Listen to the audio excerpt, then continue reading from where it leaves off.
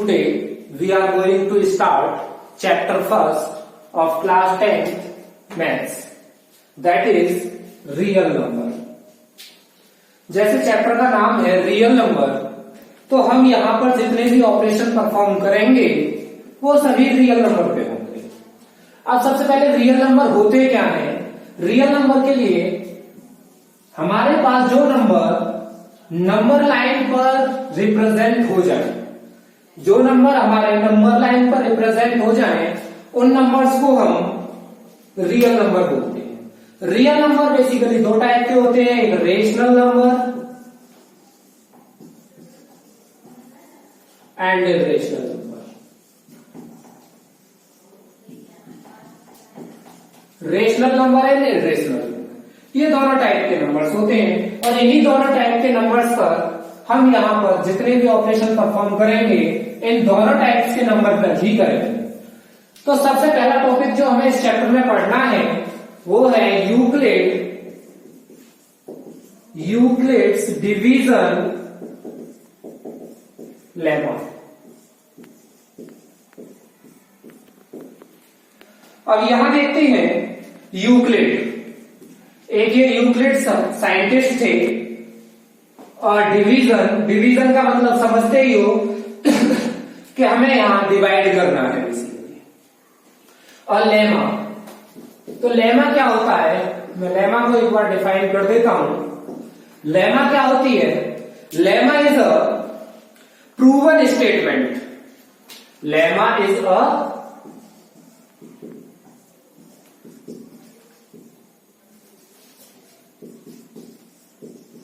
proven statement used for, किस चीज के लिए यूज होती है? लेमा एक प्रूवन स्टेटमेंट है जो यूज किसके लिए होती है? Proving another statement. यानी lemma is a proven statement, ये प्रूवन स्टेटमेंट है जो कि हमारी पहले ही प्रूव हो चुकी है और इसका यूज हम करते हैं किसी अनदर स्टेटमेंट को प्रूव करने के लिए। तो ये लेमा होता है हमारे पास। ये सिर्फ लेमा की डेफिनेशन है, कहीं पूरा ही समझ लो। तो अब यहां पर अब हम इसे देखेंगे यूक्लिड्स डिवीजन लेमा। तो यहां पर बेसिकली हमें डिवाइड करना है। अब इसको मैं एक एग्जांपल से लेता हूं। लाइक मेरे पास 22 टॉफीज है, 22 टॉफीज है और मुझे ये टॉफीज 5-5 टॉफीज बांटनी है, बच्चे हैं उनमें बांटनी है। तो पहले बच्चे को मैं 5 टॉफी दे दूंगा, तो अगले को फिर 5 टॉफीज, नेक्स्ट को फिर 5 टॉफीज, नेक्स्ट को फिर 5 टॉफीज, नेक्स्ट में हमारे पास बचेंगी सिर्फ 2 टॉफी। तो यानी यहां पर हो क्या रहा है? यानी यहां पर बेसिकली यानी जो हमारे पास 22 टॉफीज थी उनको हम अलग अलग डिस्ट्रीब्यूट कर रहे हैं, यानी डिवाइड कर रहे हैं अलग अलग बच्चों में। कितने बच्चों को गई वो बात अलग है। ठीक, तो इसका मतलब क्या हुआ कि हमने एक बच्चे को कितनी टॉफीज दी? 5। तो जो 5 होगा यानी 5 देनी है और कि टोटल नंबर ऑफ टॉफीज थी हमारे पास 22।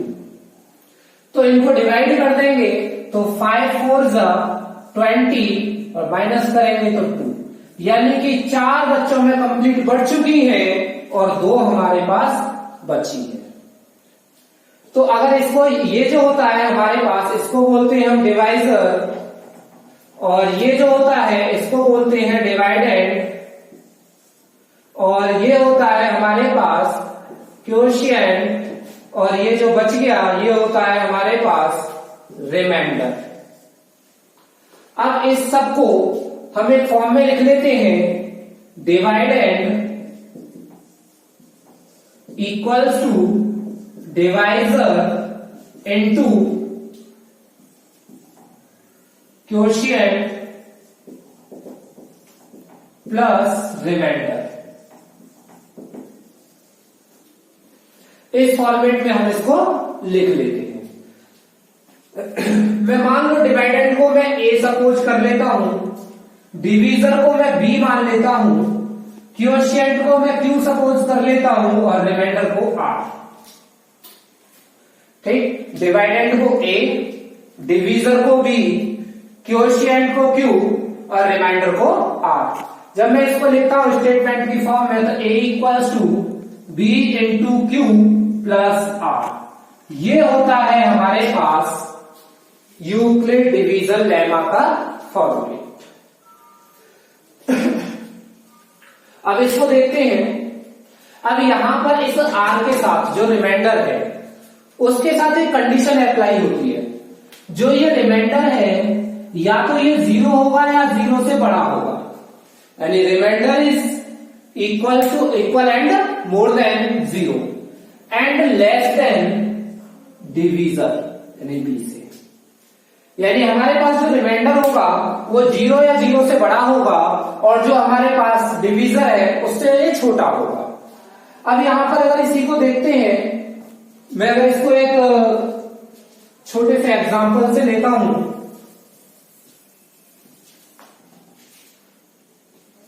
लाइक मैंने 4 से और डिवाइड किया 4 को ही, तो 4 1 4, रिमाइंडर बचा मेरे पास 0।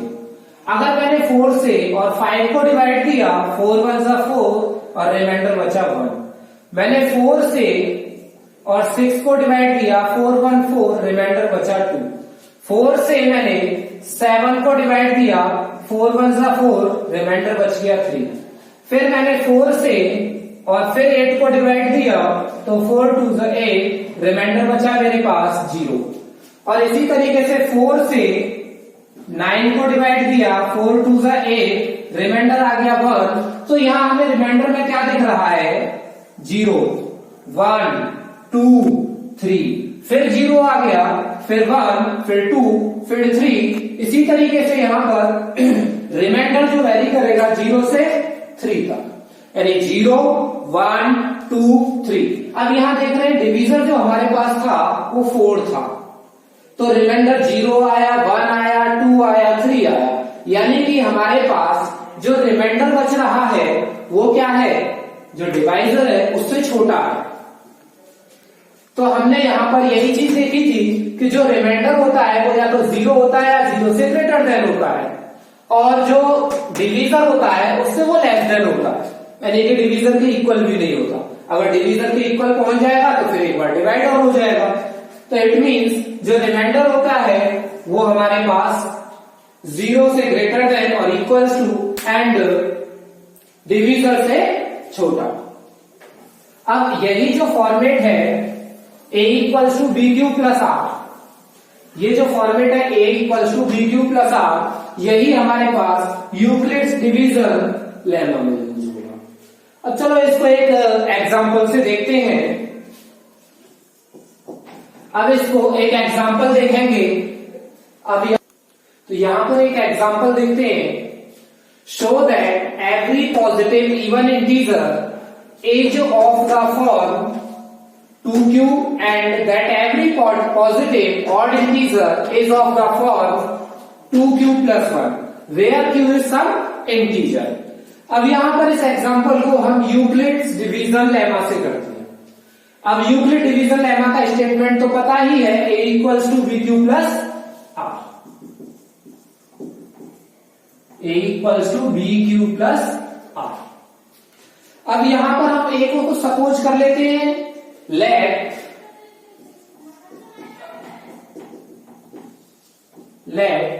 a be an integer, a be any positive integer,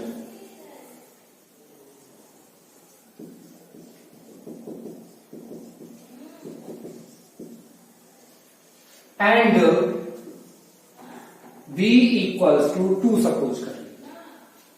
तो यहां पर हमारे पास स्टेटमेंट था a equals to b q plus r.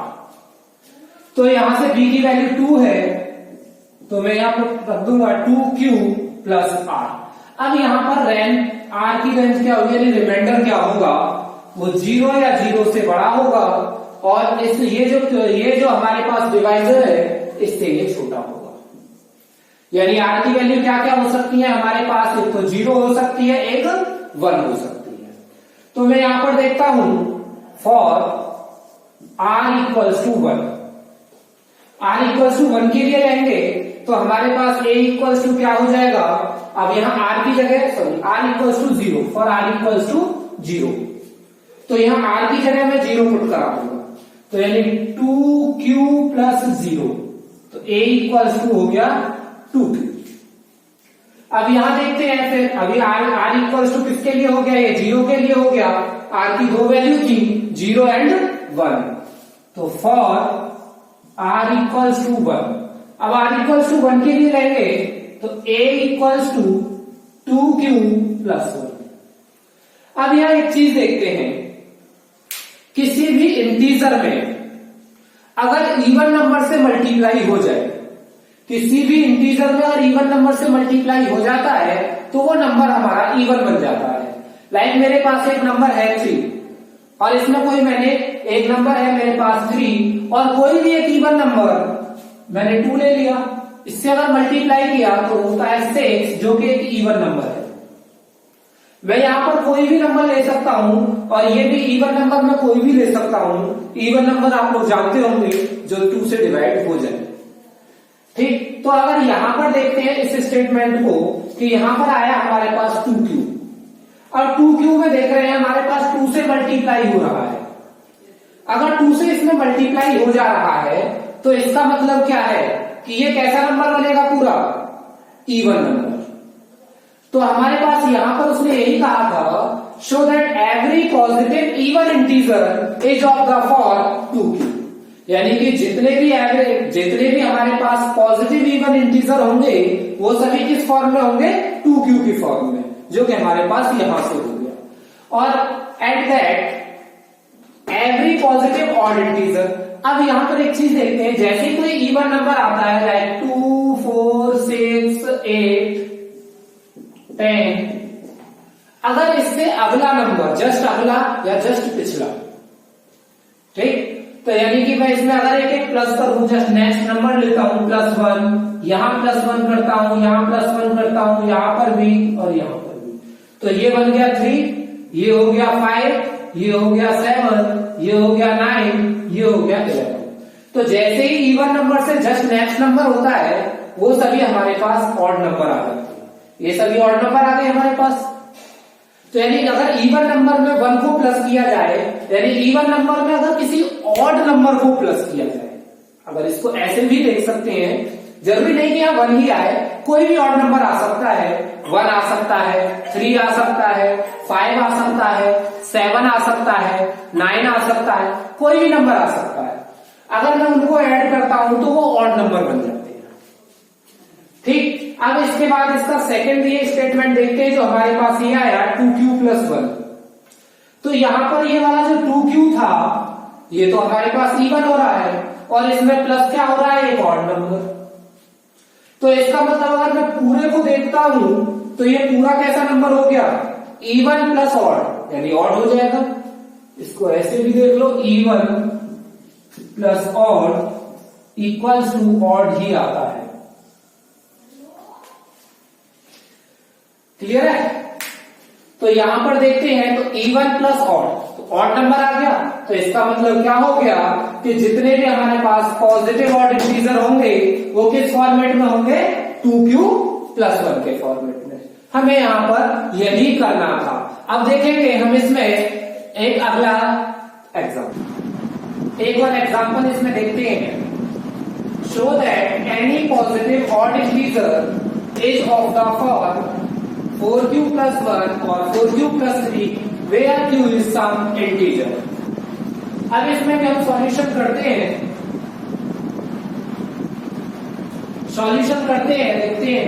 तो वही late a b any positive integer and b equals to 4। क्योंकि यहाँ b इक्वल्स टू 4q लिया, क्योंकि यहाँ पर हमें 4q दिखाई दे रहा है, कंपैरिजन कर लिया और ले लिया 4। तो यहाँ पर हमारे पास स्टेटमेंट क्या था यूक्लिड डिवीजन लेमा का, a equals to b q plus r, और यहाँ से b की वैल्यू है हमारे पास 4, तो 4q प्लस आर।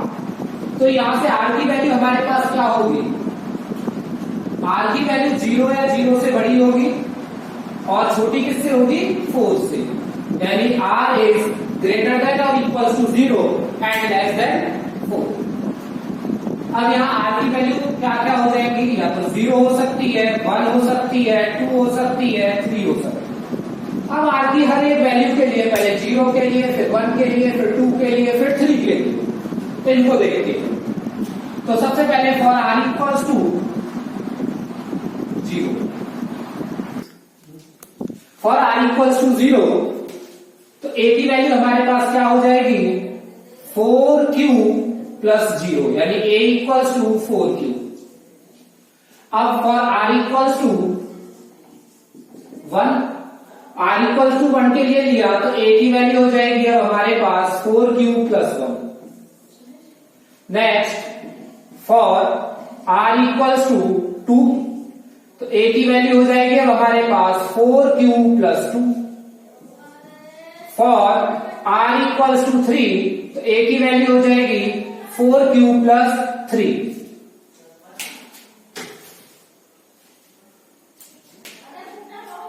अब यहां पर देखते हैं हमारे पास r इक्वल्स टू 0 के लिए 4q, r इक्वल्स टू 1 के लिए 4q plus 1, r equals to 2 के लिए 4q प्लस 2, और r इक्वल्स टू 3 के लिए 4q प्लस 3। अब यहां पर हमसे कहा क्या था क्वेश्चन में, show that any positive odd integer. अब बात करेंगे यहां ऑड इंटीजर की, इसको देखते हैं। Odd integer is of the form 4q plus 1 और 4q प्लस 3। तो अब यहां पर एक चीज देखते हैं, 4 हमारे पास एक इवन नंबर है, अगर ये किसी के साथ मल्टीप्लाई करेगा तो वो इवन नंबर बन जाएगा। यहां पर है 4q, तो इसका मतलब ये कैसा फॉर्मेट हो गया, इवन। अब यहां पर ये इवन है और इवन में एक ऑड नंबर ऐड हो रहा है, तो इसका मतलब ये कैसा हो गया, ऑड। इसी के साथ यहां देखते हैं इवन नंबर में और इवन ही नंबर ऐड हो जाए, अगर इवन में और इवन नंबर ऐड हो जाए तो वो बनेगा हमारे पास इवन नंबर। अगर इवन नंबर में और ऑड नंबर ऐड हो जाए तो ये बन जाएगा ऑड। तो यहां से हमें एक चीज दिखाई दे रही है कि हमारे पास जो ऑड नंबर है वो किस फॉर्मेट में आ रहे हैं, या तो 4q प्लस 1 की में आ रहा है या फिर 4q प्लस 3 की फॉर्म में आ रहा है। तो हम यहां लिख सकते हैं, अभी हम यहां क्या लिख सकते हैं, अब इसके स्टेटमेंट को लिखेंगे।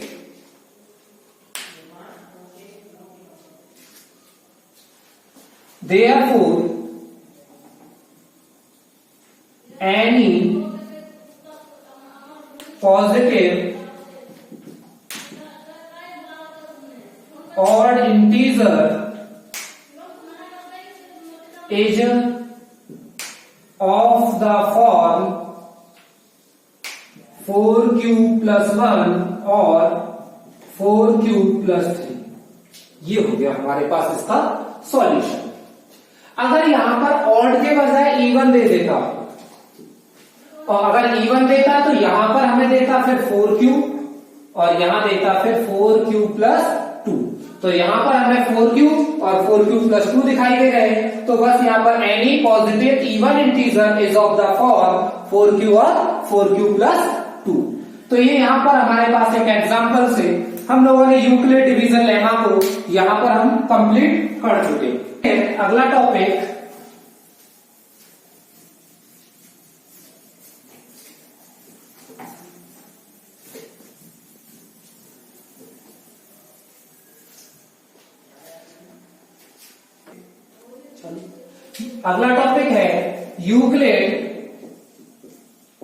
यूक्लिड्स डिवीजन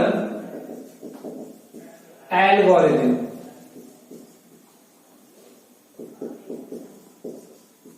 देख लेना एल्गोरिथम की स्पेलिंग। अब Euclid division algorithm, Euclid division algorithm क्या होती है? इस एल्गोरिथम को हम किस चीज के लिए यूज करते हैं? To find HCF, to find HCF। अब HCF क्या होता है? हाईएस्ट कॉमन फैक्टर, यानी कि हमारे पास जो दो या दो से ज्यादा नंबर होंगे उसमें से हम कॉमन फैक्टर को देखेंगे, जो हाईएस्ट होंगे वही हमारे पास HCF हो जाएगा। लाइक मेरे पास अगर मैं एग्जांपल लूं 25 एंड 120, मैंने ये दो एग्जांपल, ये दो नंबर ले लिए, इन दो का HCF निकालते हैं। तो सबसे पहले मैं इसके फैक्टर करता हूं, तो 25 के 5 इंटू 5, 120 के करता हूं तो 2 into 2 into 2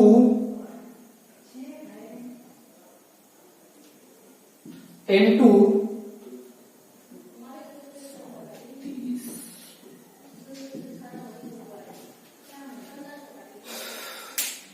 2 into 2 into 2 into 3 into 5। अब मैं इन दोनों में से देखता हूं, ये दोनों के फैक्टर मिल गए। अब मैं इनमें से देखता हूं हाईएस्ट कॉमन फैक्टर, दोनों में कॉमन क्या है? 5, और तो कुछ कॉमन, एक ये 5 कॉमन है और तो कुछ कॉमन है नहीं, और यही हमारे पास हाईएस्ट भी है, तो इसका मतलब हमारे पास HCF इन दोनों का क्या हो गया? 5 हो गया। अगर HCF 5 हो गया, अब इसको हम एल्गोरिथम से देखते हैं। सबसे पहले देखते हैं एल्गोरिथम होती क्या है। एल्गोरिथम क्या होती है? किसी स्पेसिफिक प्रॉब्लम को सॉल्व करने के लिए जो स्टेप्स दिए जाते हैं, ठीक, यानी कि सीरीज ऑफ स्टेप्स, यानी कोई स्पेसिफिक प्रॉब्लम है, अगर मुझे उसको सॉल्व करना है तो मैं उसके अगर स्पेसिफिक स्टेप्स लिख दूं तो वो क्या हो जाएगी मेरे पास? एल्गोरिथम। अब इस एल्गोरिथम के थ्रू हमें क्या निकालना है? इन दोनों का HCF फाइंड आउट करना है। अब HCF फाइंड आउट करेंगे तो इसमें हम वही फॉर्मेट यूज करेंगे, A equals to BQ plus R। तो अब इसमें से हम A क्या लेंगे, डिविडेंड क्या लेंगे और डिवीजन क्या लेंगे। तो यहां पर जो हाईएस्ट, जो बड़ा नंबर है दोनों में से, उसको हम A ले लेंगे। तो यानी A हो जाएगा मेरे पास 120, यहां पर use A equals to BQ plus R।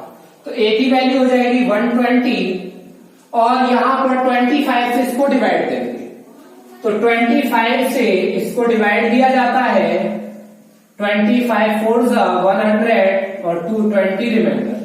तो मैं इसको लिखूंगा तो 25 इंटू यहां। अब इसके बाद ये काम हमें जब तक करना है जब तक रिमाइंडर हमारा 0 ना हो जाए। अब फिर इससे अगले स्टेप में हमारे पास डिविडेंड क्या होगा और डिवीजर क्या होगा। तो यहां पर जो डिविडेंड बनेगा वो 25 बनेगा, और जो डिवीजर होगा वो 20 होगा। तो अब मैं यहां लिखूंगा 25 इक्वल्स टू 20 से इसको डिवाइड देना है, तो 20 से इसको डिवाइड दे दो 25 को, 21 20 बचा 5 रिमाइंडर। तो यानी कि 20 इंटू 1 प्लस 5 रिमाइंडर आ गया। फिर अगेन अभी हमारे पास रिमाइंडर 0 नहीं आया है, इसका मतलब हमें अभी और आगे स्टेप करने हैं। तो 20 को फिर हम यहाँ डिविडेंड बना लेंगे और 5 को डिवीजर बना लेंगे। तो यहां से फिर 5 से हम डिवाइड देंगे 20 को, 5 4 20 और रिमाइंडर हो गया हमारा 0।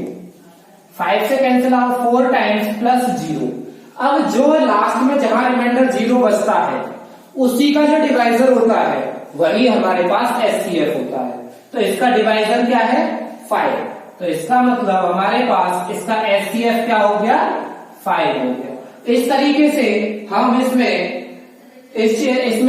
HCF को फाइंड आउट करते हैं। जरा इसका एक दूसरा एग्जांपल भी देखते हैं।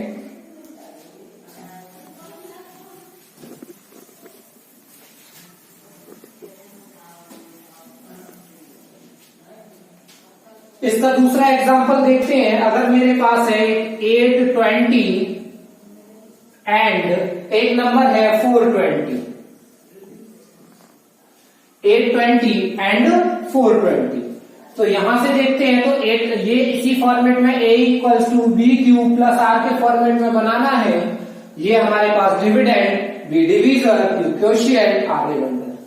तो यहां पर a को लिखेंगे हम 820 और 420 से इसको डिवाइड देंगे। तो 420 से इसको डिवाइड देंगे 820 को, तो 1 टाइम्स 420 और रिमाइंडर बचा 400। तो यानी ये 1 टाइम्स प्लस 400। तो यहां एक चीज दिख रही है कि जो हमारे पास रिमाइंडर है वो डिवाइजर से कम है। तो फिर अगेन जो इसका डिवाइजर था वो अगले स्टेप में डिविडेंड बन जाएगा, और जो इसका रिमाइंडर था वो डिवीजर बन जाएगा। तो 400 से इसको डिवाइड देंगे 420 को, तो 1 टाइम्स जाएगा 400 और 20 बचेगा। तो 400 इंटू 1 प्लस 20। आगे फिर 400 डिविडेंड बन जाएगा और 20 डिवाइजर बन जाएगा। तो 20 से डिवाइड देंगे 400 को, और ये कितने टाइम्स कट जाएगा? 20 टाइम्स। डिवीजर दे दे लो।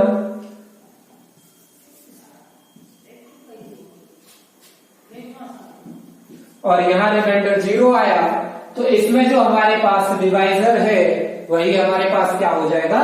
इसका HCF 20। तो आज हमने यूक्लिड डिवीजन लेमा और यूक्लिड डिवीजन एल्गोरिथम ये दोनों की स्टडी की। अब नेक्स्ट वीडियो में हम लोग एक्सरसाइज 1.1 का सॉल्यूशन करेंगे। Thank you.